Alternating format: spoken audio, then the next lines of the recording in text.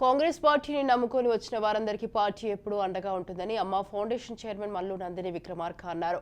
ఖమ్మం జిల్లా మధిర బంజారా కాలనీలో ఇతర పార్టీలకు చెందిన పలు కుటుంబాలు మల్లు నందిని సమక్షంలో కాంగ్రెస్ పార్టీలో చేరారు. ఈ సందర్భంగా పార్టీలో చేరిన వారికి కాంగ్రెస్ కండువా పార్టీ కప్పి ఆహ్వానించారు. అర్హులైన అందరికీ ప్రభుత్వం పథకాలను అందజేసేలా కృషి చేస్తారని మల్లు నందిని విక్రమార్క హామీ ఇచ్చారు.